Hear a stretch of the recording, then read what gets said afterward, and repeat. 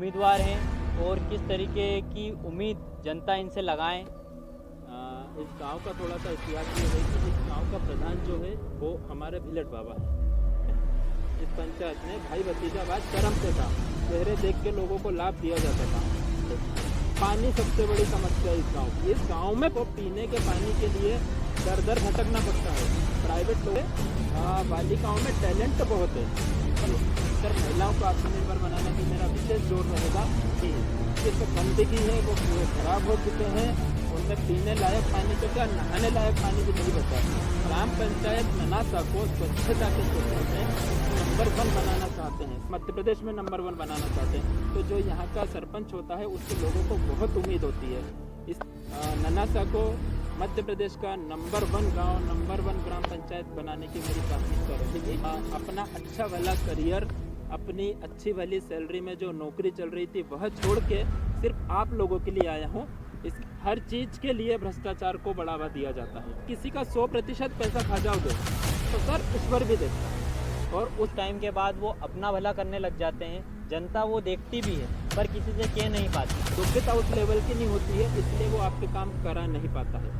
उसके समक्ष भरोसा दिला रहा हूँ और ये मैं इंटरव्यू रिकॉर्ड में बोल रहा हूँ कि जन्म इसी गाँव का। अच्छा काम करते रहो, भगवान भी आपका साथ देंगे। दुल्हन विजय पताका लहराएंगे। अच्छा सा गार्डन डेवलप करके और गांव वालों को होलिका दहन के लिए एक अच्छा माहौल दिया जाए।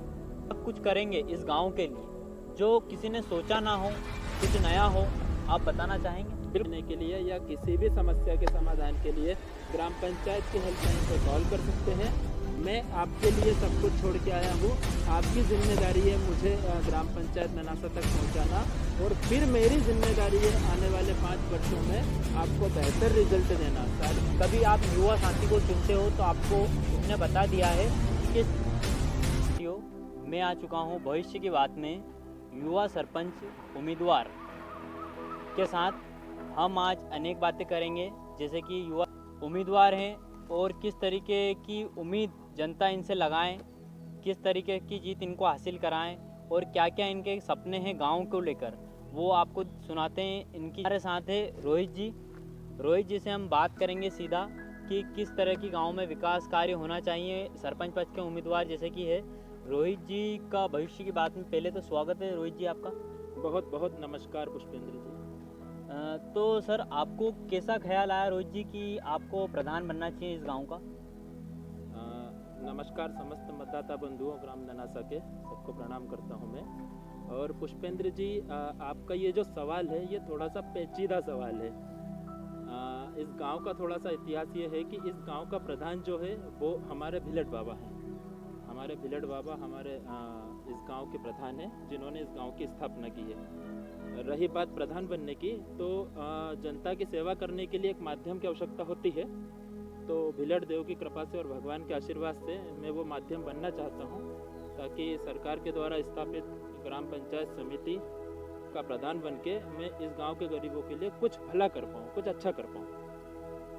तो आपकी योग्यता क्या है रोहित जी? सर वैसे तो मेरा मानना है कि लोकतंत्र में चुनाव लड़ने के लिए या जनता की सेवा करने के लिए योग्यता का पैमाना कोई विशेष होता नहीं है। फिर भी इस लोकतांत्रिक प्रणाली में हम चाहते हैं हमेशा से कि जो आपका जनप्रतिनिधि एक ऐसा योग्य, सुशिक्षित और प्रशिक्षित व्यक्ति हो जो आम जनता की बात सरकारी अधिकारियों तक रख सके, उच्च स्तर के अधिकारियों तक रख सके। तो इन्हीं चीज़ों को माध्यम बनाते हुए सर मेरी योग्यता का पैमाना है, मैं पोस्ट ग्रेजुएट हूँ और इसी के साथ मैंने सिविल सर्विसेज की तैयारी की है। कई बार सिविल सर्विसेज के इंटरव्यू दिए हैं। अगर आप गांव की सेवा करना चाहते हैं तो उस बारे में आप क्या कहना चाहेंगे? सर सिविल सर्विस में भी मेरा हमेशा से यही मानना था कि मुझे लोगों की सेवा ही करनी है, लोगों के बीच जाना है, लोगों के बीच काम करना है। कुछ परिस्थितियां ऐसी हुई थी, आप में हम सब पूरी दुनिया जानती है। आज से 2 साल 3 साल पहले 2019-20 के दौर में एक पेंडेमिक सेशन आया था। उसमें सर पूरी दुनिया एक महामारी से ग्रसित हुई थी जिसको कहते हैं हम कोरोना महामारी। उस दौर में मेरा गांव में आना हुआ। गांव में मैं आया क्योंकि लगभग सभी लोग लॉकडाउन में अपने अपने घर गए हुए थे। वहाँ मैंने देखा सर कि इस गांव में भयावह स्थिति है। इस गांव में देखने को तो ये पूरा डेवलप्ड गांव है, पर ये गांव बसा है अपने 3 पार्ट में। एक ग्राम ननासा, एक इसका सब पार्ट है माधवपुरा जिसको हम खेड़ीपुरा बोलते हैं, और एक और इसका पार्ट है टांकली खेड़ा। सर 3 पार्ट में गांव बसा हुआ है, और इस गांव की लगभग 65% जनसंख्या माधवपुरा और टांकली खेड़ा में निवास करती है, और 35% समृद्ध जनसंख्या है जो वो ननासा में निवास करती है। सर मैंने देखा कि 65% जनसंख्या बिल्कुल जो एक बेसिक चीज होती है, रोटी, कपड़ा, मकान, प्रधानमंत्री आवास, उसका लाभ उनको नहीं मिल पाया है। संबल योजना, मुख्यमंत्री जी की भावी योजना, उसका लाभ उनको नहीं मिल पाया है। हेल्थ से संबंधित आयुष्मान कार्ड बहुत कम गरीबों के बन पाए हैं। इसके अलावा सर खाद्य के लिए बीपीएल कार्ड बहुत कम गरीबों के बन पाए हैं। और सर भाई भतीजावाद चरम पे था उस समय, इस पंचायत में भाई भतीजावाद चरम पे था।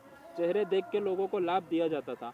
तो सर इन्हीं सब चीज़ों ने झकझोर के रख दिया 2 साल पहले मुझे कि यार हम जैसा पढ़ा लिखा शिक्षित युवा, हम सिविल सर्विसेज की तैयारी कर रहे हैं, हम लोगों के बीच जाना चाहते हैं, लोगों को आकर्षित करना चाहते हैं, उनके लिए काम करना चाहते हैं, पर हम जिस जगह रहते हैं हम उस जगह के लिए क्या कर रहे हैं? हम इस गांव के लिए कुछ नहीं कर रहे हैं। भविष्य में अगर हम कोई अच्छा बड़ा ओहदा हासिल भी कर लें, हम किसी पोजीशन पे भी पहुंच जाए, इसके अलावा भी सर गांव का विकास कौन करेगा? इन 65% आज आपको मैं बताऊं 7,500-8 हज़ार के समथिंग पॉपुलेशन है ननासा का। तो सर 7,500-8 हज़ार पॉपुलेशन में से 4,500-5 हज़ार 65 से 70% पॉपुलेशन अपना गरीबी रेखा के नीचे निवास करता है। तो सर यही कई सारी चीज़ें थी जिनको देखने के बाद मैंने सोचा कि मुझे अपने गांव के लिए मूव करना चाहिए, इन लोगों के लिए कुछ करना चाहिए। तो ये सरपंच पद के उम्मीदवार हैं आप। जी सर। जनता आपको चुनती है, जी सर। आपको सरपंच बनाती है, जी तो सर। आप आने वाले 5 साल में क्या करोगे जनता के लिए? जो आप बिल्कुल सर, आने वाले 5 साल का एक पूरा रोड मैप मैं तैयार कर लिया हूँ, और मेरी प्राथमिकताएं होंगी, प्राथमिकताओं के हिसाब से काम मैंने तय किए हैं। सर इस गांव की सबसे बड़ी समस्या है पानी। आप विश्वास नहीं करेंगे, लगभग 30 से 40% ऐसे घर हैं इस गांव में जहां डायरेक्ट टंकी का पानी नहीं पहुंच पाता है। पानी सबसे बड़ी समस्या है इस गांव की। इस गांव में पानी बहुत है, पर लोगों के घर पानी पहुंचाने में पंचायत पूरी तरह से असफल रही है। सर मैं गांव के नागरिकों को विश्वास दिलाता हूं कि जहां बहुत भारी पानी की समस्या है, जैसे हमारे ग्राम ननासा का एक हम कहते हैं माधवपुरा में 2-3 मोहल्ले हैं आउटसाइड में, वहाँ कम से कम 500 से 700 लोग निवास करते हैं, और उन लोगों को पीने के पानी के लिए दर दर भटकना पड़ता है, प्राइवेट लोगों के खेतों से पानी लेना पड़ता है। पुष्पेंद्र जी, आप भी ये बात जानते हैं कि जल, पीने का पानी जो जल है वो हमारा संवैधानिक अधिकार है। सरकार भी हमको संवैधानिक अधिकार प्रदान करती है, पंचायत के थ्रू इसकी समुचित व्यवस्था की जानी चाहिए, पर ऐसा ये गांव करने में असफल रहा। दूसरा, 2014 से 2015 से यशस्वी प्रधानमंत्री नरेंद्र मोदी जी ने एक योजना शुरू की है, प्रधानमंत्री आवास योजना। सर आप विश्वास करेंगे, आज के टाइम में 2022 में भी ननासा ग्राम पंचायत में एक भी प्रधानमंत्री आवास योजना का लाभ किसी गरीब को नहीं मिल पाया है। अब जाके ये किन प्रकारेण कुछ प्रधानमंत्री आवास आए हैं, तो वो इनफ नहीं है, उसमें कई पात्र लोगों को अपात्र कर दिया है, कई अपात्र को पात्र कर दिया है। तो सर उस पे हमारा विशेष जोर रहेगा कि 2022-23 के सत्र में प्रधानमंत्री आवास हर घर तक पहुंचाया जाए। तीसरी सर सबसे बड़ी समस्या है बीपीएल की समस्या। सरकार गरीबों को कम दाम पे अनाज उपलब्ध कराने के लिए बीपीएल कार्ड का प्रकाशन करती है, बीपीएल सूची में उनका नाम जोड़ती है। सर इस गांव में आप विश्वास नहीं करेंगे, जो पात्र लोग हैं वो बीपीएल सूची से बाहर है, जो अपात्र लोग हैं वो बीपीएल सूची के अंदर है। मैं सीधा सा पक्ष है कि शासन योजना देता है, आपको उस योजना का लाभ लोगों को देना है। तो बीपीएल कार्ड पे सर हमारा मुख्य फोकस रहेगा। चौथा सर बालिका शिक्षा। इस गांव में बालिका शिक्षा का रेशियो बहुत अच्छा, आप कह सकते हो समुचित तरीके से बालिकाओं में टैलेंट बहुत है, पर चूंकि 10वीं तक सरकारी विद्यालय है यहाँ पे, इसके बाद उनको कन्नौज या खातेगांव जाना पड़ता है। तो सर हमारी पूरी कोशिश रहेगी कि हमारे यशस्वी विधायक महोदय और यशस्वी मुख्यमंत्री महोदय के सहयोग से उनसे निवेदन करके हम ग्राम पंचायत ननासा में 12वीं तक का हायर सेकेंडरी स्कूल ला पाएँ, ये हमारी कोशिश रहेगी। इसके अलावा सर पर्यावरण पे मेरा विशेष बल रहेगा। हमारा एक लक्ष्य रहेगा कि हम 2000 पौधे प्रति वर्ष गांव में रोपित करें और उनको अच्छे से संरक्षित करके बड़ा करें। इसके अलावा सर एक सबसे बड़ा आजकल प्रधानमंत्री जी का विजन चल रहा है आत्मनिर्भर भारत। तो उस विजन के अंतर्गत हम चाहते हैं कि महिलाओं को विशेष रूप से गांव में आत्मनिर्भर बनाया जाए। आज इतने बड़े पॉपुलेशन के गांव में अगर हम 100, 200, 250 महिलाओं को आत्मनिर्भर बना पाए तो उनके लिए सर हम सिलाई, बुनाई, कढ़ाई केंद्र और चिप्स और पापड़ से संबंधित जो कुटीर और लघु उद्योग होते हैं जिनमें महिलाएं निपुण होती है, सर महिलाओं को आत्मनिर्भर बनाने पे मेरा विशेष जोर रहेगा। और इसके अलावा सर फिर कई सारी चीज़ें शुरू होती है, जैसे स्ट्रीट लाइट ननासा के अंदर बिल्कुल शून्य है आज की तारीख में। तो कई बार ये समस्याएं देखी गई है, कुछ कारणों से स्ट्रीट लाइट कट जाती है। तो हमारा सर विशेष जोर रहेगा कि सोलर पैनल के माध्यम से गांव को स्ट्रेट करके पूरा गांव जगमगाया जाए। हमारे यहाँ ऐसा कहते थे कि जब पानी की टंकी नहीं थी, जब नर्मदा का पानी नहीं आता था, जब 4 कुएं थे गांव में जिनको बड़ा कुआं कहा जाता था। सर आज की कंडीशन में उन चारों कुएं के पास कुछ भी नहीं है, सिर्फ गंदगी है। वो कुएं खराब हो चुके हैं, उनमें पीने लायक पानी तो क्या, नहाने लायक पानी भी नहीं बचा है। हमारी पूरी कोशिश रहेगी, मेरी प्राथमिकता रहेगी पंचायत में फर्स्ट या सेकंड मंथ की मेरी प्राथमिकता रहेगी कि मैं उन्हीं 4 कुओं को पुनर्जीवित करूं, वहां पे जाली का निर्माण करूं उनके ऊपर ताकि गंदगी ना हो, और सर उनको पुनर्जीवित करके संरक्षित करना मेरा विशेष लक्ष्य रहेगा। इसके अलावा सर बहुत सारी कुछ ऐसे मोहल्ले हैं जहां सीसी रोड की ज़रूरत है, अभी तक सीसी रोड वहां बन नहीं पाए हैं। कई खेत जो है गांव से कनेक्ट करते हैं, वहां सीसी रोड का निर्माण नहीं हो पाया है। इसके अलावा सर एक सभी सरकार जो थी उन्होंने एक गौशाला का निर्माण कराया था, उसके लिए फंड भी आता है, पर हमारा जोर रहेगा कि गौशाला को स्मार्ट गौशाला में कन्वर्ट करें। जब हम उसको स्मार्ट गौशाला में कन्वर्ट कर पाए तो सर गायों की संख्या बढ़ाने पे जोर रहेगा। उनके गोबर से हम जैविक खाद बनाने का प्रयत्न करेंगे, उनके गौमूत्र से हम औषधियाँ बनाने का प्रयत्न करेंगे, और उनका जो दूध आएगा उससे डोमेस्टिक लेवल पे, गांव के लेवल पे एक दूध डेयरी खोलने का प्रयत्न करेंगे ताकि गांव के युवाओं को उसके माध्यम से रोजगार मिल सके। इसके अलावा सर कचरा, गंदगी, प्रधानमंत्री जी का सपना है स्वच्छ भारत अभियान, हमारा सपना है स्वच्छ ग्राम पंचायत ननासा अभियान। ग्राम पंचायत ननासा को स्वच्छता के क्षेत्र में विगत 2 या 3 वर्षों में हम नंबर 1 बनाना चाहते हैं। सिर्फ पूरे देवास जिले में नहीं, पूरे मध्य प्रदेश में नंबर 1 बनाना चाहते हैं। और इसके लिए हम सर प्रतिदिन स्वच्छता के लिए अवेयर करना, लोगों को स्वच्छता के लिए नीले और पीले डब्बे रखना, और आपके स्लोगन के द्वारा स्वच्छता के लिए लोगों को जागरूक करना, स्वच्छता गाड़ी चलवाना गांव में, दोनों गांव में, वो माधवपुरा हो या वो ननासा हो, दोनों गांव में गाड़ी का संचालन करना। और हमारी कोशिश रहेगी जितना भी काम हम इन दोनों गांव में कर पाएँ उससे ज़्यादा काम हम टाकली खेड़ा में करें, क्योंकि सर कुल मिला के तीनों गांव आते ग्राम पंचायत ननासा के अंतर्गत ही है। तो जो यहाँ का सरपंच होता है उससे लोगों को बहुत उम्मीद होती है। इसके अलावा सर ऐसे कई छोटे मोटे काम हैं। और एक मैं विशेष संदेश आपके माध्यम से देना चाहूँगा, सरपंच को जो भी पैसा शासन की ओर से मिलता है, 2000, 3000, 1000, 4000, जो भी पैसा मिलता है, सर गांव में किसी भी वर्ग में, किसी भी जाति में, किसी भी जगह कोई भी कन्या का जन्म होता है, मैं अपनी पूरे वेतन का हिस्सा उस कन्या के नाम करके, और एक कन्या के जन्म पे सर 10 वृक्षारोपण करने का हमारा लक्ष्य रहेगा। इसके अलावा सर की समस्या हाईटेक नहीं हो पाया है, तो सर उसको कंप्यूटर से संबंधित शिक्षा, कंप्यूटर सेंटर, ये हम ग्राम पंचायत के माध्यम से ही कोशिश करेंगे कि युवाओं को दे पाएँ। और सर ऐसी कई सारी तमाम छोटी मोटी समस्याएं हैं, पर इन समस्याओं पे मेरा ज़्यादा फोकस रहेगा। और आने वाले विगत 5 वर्षों में ननासा को मध्य प्रदेश का नंबर 1 गांव, नंबर 1 ग्राम पंचायत बनाने की मेरी बात की शुरुआत में कहा था कि योग्यता कोई बहुत विशेष पैमाना नहीं होता है जनता की सेवा करने का। तो सर फ़र्क की बात तो नहीं है, मेरे अपोजिशन में और भी 3 से 4 लोग हैं, और जितने भी लोग हैं सर सब मेरे सम्माननीय हैं, सब वरिष्ठ है, सबका मैं सम्मान करता हूँ। और हम सब एक छोटे से गांव में, छोटे से वर्ग एरिया में रहते हैं।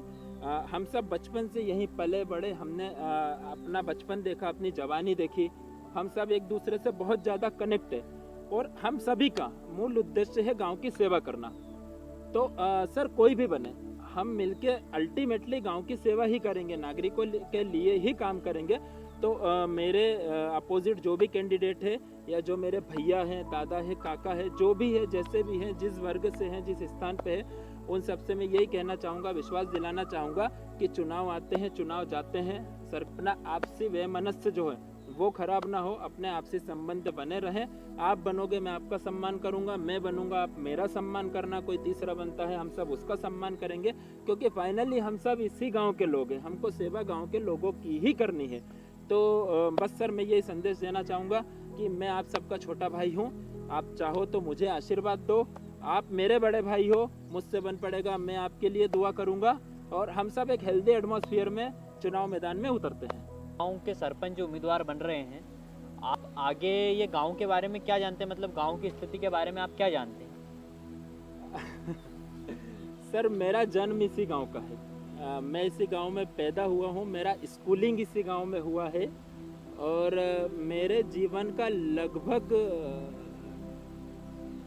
80 से 90% समय जो है वो इसी गांव में व्यतीत हुआ है। तो सर इस गांव के बारे में जानने का जहाँ तक सवाल है, तो मैं इस गांव के बारे में सब कुछ तो नहीं जानता हूँ, पर बहुत कुछ जानता हूँ। सर 6,500-7 हज़ार का हमारे पॉपुलेशन का गांव है, 3100 से 3200 के समथिंग वोटर होते हैं यहाँ पे, 3 भागों में डिवाइड है हमारा गांव और कई प्रकार की येन केन प्रकारण समस्याएं यहाँ पे निर्मित है। सर अपने गांव के बारे में मैं बहुत कुछ जानता हूँ, क्योंकि मैं यहीं पैदा हुआ हूँ, यहीं मेरा स्कूलिंग हुआ है। तो सर लगभग सारी समस्याएं मुझे पता है। तो सर जैसे कि आप चुनाव जीतते हैं तो सर्वप्रथम आपकी क्या क्या प्राथमिकता रहेगी? पहले तो पुष्पेंद्र जी आपका बहुत धन्यवाद कि आपने कहा कि मैं चुनाव जीतता हूँ, इस बात के लिए मैं आपको धन्यवाद देना चाहूँगा। और ईश्वर की विशेष अनुकंपा रही और भगवान और माँ बाप का आशीर्वाद रहा तो बिल्कुल हम विजय पताका लहराएंगे, क्योंकि हम ईमानदारी के साथ उतरे हैं, हम लोगों की भलाई और कल्याण के लिए उतरे हैं। और कहते हैं पुष्पेंद्र जी कि आप अच्छा काम करते रहो, भगवान भी आपका साथ देंगे, ऐसा कहावत है, बुजुर्ग लोग कहते आए हैं, हमने भी सुना है। रही बात समस्याओं की, सर जैसा कि मैंने आपको बताया है कि इस गांव की सर्व प्रमुख समस्या है पीने के पानी की समस्या। पीने का पानी इस गांव में बहुत है, पर वो लोगों के घर तक नहीं पहुंच पाता। सर मेरी विदिन 2 मंथ, आने के 2 महीने के अंदर, 2 से 6 महीने में मेरी प्राथमिकता रहेगी कि प्रत्येक घर में नल जल योजना के तहत मैं पीने का पानी पहुंचा पाऊं। सर दूसरी है, एक कार्ड बनता है सर मुख्यमंत्री जी की महत्वाकांक्षी योजना का, संबल कार्ड। उसमें आदमी का जीवन से मरण तक के लिए लगभग कई सारी योजनाएं होती है। आप विश्वास नहीं करेंगे, कई ऐसे पात्र लोग हैं जिनका संबल कार्ड नहीं बन पाया है। तीसरा सर बीपीएल कार्ड कई सारे लोगों का नहीं बन पाया है। प्रधानमंत्री आवास योजना का कई सारों को लाभ नहीं मिल पाया है। स्वच्छता के क्षेत्र में बिल्कुल सर अच्छी कंडीशन नहीं बोल सकते हैं। इसके अलावा सर जो मैंने बालिका शिक्षा का बताया, स्मार्ट कंप्यूटर क्लासेस का बताया, और हाँ सर एक मेरा सपना ही कह दो इसको आप, भगवान का आशीर्वाद रहा तो मैं इस चीज़ों को बिल्कुल पूरा कर पाऊंगा। सर हमारे यहाँ एक स्थान है होलिका दहन का स्थान, उस होलिका दहन के स्थान पे मेरी कोशिश रहेगी एक अच्छा सा गार्डन डेवलप्ड करके और गांव वालों को होलिका दहन के लिए एक अच्छा माहौल दिया जाए। अभी वहाँ की कंडीशंस कुछ अच्छी नहीं है, पूरा गांव का सार्वजनिक काम होता है। तो हमारी कोशिश रहेगी कि सर इस गांव में 2 अच्छे गार्डन बनाए जाए, ताकि और हाँ कि इतनी सारी योजना तो है, पर आप ऐसा क्या कुछ करेंगे इस गांव के लिए जो किसी ने सोचा ना हो, कुछ नया हो, आप बताना चाहेंगे? बिल्कुल बिल्कुल सर, क्यों नहीं। सर इनोवेशन के एरिया में एक चीज़ मैंने सोचा हूँ, हम एक प्रोग्राम शुरू करेंगे। प्रोग्राम का नाम रहेगा पंचायत आपके द्वार। पंचायत आपके द्वार प्रोग्राम के अंतर्गत सर हम एक हेल्पलाइन नंबर जारी करेंगे और पंचायत से संबंधित कोई भी समस्या, कोई से भी कागज की खानापूर्ति या किसी भी बात की जानकारी अगर किसी गांव के आम नागरिक को चाहिए, या महिलाओं के साथ ये समस्या बहुत है सर, महिलाएं ग्राम पंचायत तक आने में थोड़ा सा संकोच करती हैं और आजकल मोबाइल और फ़ोन तो हर हाथ में है। तो सर पंचायत आपके द्वार कार्यक्रम के अंतर्गत हम एक इनोवेशन करना चाहते हैं कि आप ग्राम पंचायत से संबंधित किसी भी योजना का लाभ लेने के लिए या किसी भी समस्या के समाधान के लिए ग्राम पंचायत के हेल्पलाइन पर कॉल कर सकते हैं। पंचायत के कर्मचारी आपके घर आके, स्वयं आपके घर आके पंचायत से संबंधित आपकी कोई सी भी समस्या का समाधान करेंगे और आपको संतुष्ट करेंगे। अगर ऐसा नहीं होता है तो आप सेकंड टाइम भी हेल्पलाइन पे अपनी समस्या दर्ज करा सकते हैं, उसका निराकरण मैं स्वयं करूंगा। दूसरी बात सर, 24/7 ग्राम पंचायत ननासा ग्रामवासी और मतदाताओं के लिए मैं स्वयं उपस्थित रहूंगा। तो सर इनोवेशन में तो अभी हम यही करना चाहते हैं। इसके अलावा और कई सारी तमाम चीज़ें हैं, पर चूंकि समय की कमी है पुष्पेंद्र जी, इसलिए मैं धन्यवाद देना चाहता हूं सभी मतदाताओं का जिन्होंने मेरी बात अच्छे से सुनी। और अब मेरी बात पे गौर कीजिएगा समस्त मतदाता बंधुओं, मैं आपके लिए सब कुछ छोड़ के आया हूँ। आपकी जिम्मेदारी है मुझे ग्राम पंचायत ननासा तक पहुँचाना, और फिर मेरी जिम्मेदारी है आने वाले 5 वर्षों में आपको बेहतर रिजल्ट देना, सारी योजनाओं का लाभ दिलवाना गवर्नमेंट से। और अधिकारी हो, कर्मचारी हो या सरकार हो, सबसे आपके लिए मैं सीना अड़ा के आगे खड़ा रहूँगा। और ग्राम पंचायत से संबंधित ऐसी कोई सी समस्या नहीं होगी जिसके समाधान के लिए आपको भटकना होगा, या ऐसी कोई योजना नहीं बची होगी जिसका लाभ आपको नहीं मिला होगा। सबका बहुत बहुत आभार, धन्यवाद। तो भविष्य की बात आपको सुनाने का और बताने का एक मकसद हमारा कार्यक्रम है भविष्य की बात। जैसे कि ये युवा उम्मीदवार है, सरपंच है, पद के लिए दावेदारी कर रहे हैं, तो हम आपको इस वीडियो के माध्यम से बताना चाह रहे हैं कि एक युवा की किस तरीके से सोच रहती है गांव के लिए, और एक सरपंच बनने के बाद उनकी सोच इस लेवल पे आएगी कि क्या विकास किया जाए। तो आप मतदाता, आपका जन्म सिद्ध अधिकार है, जिसको चुनना है आपको चुन सकते हो। बाकी कभी आप युवा साथी को चुनते हो तो आपको उनने बता दिया है कि किस तरह की समस्या का समाधान करेंगे, और आने वाले समय में अगले 5 साल में किस तरह की जानकारी और किस तरह का माहौल आपको देने का प्रयास करेंगे। तो धन्यवाद। भविष्य की बात में आपको फिर मिलेंगे नेक्स्ट एपिसोड के साथ।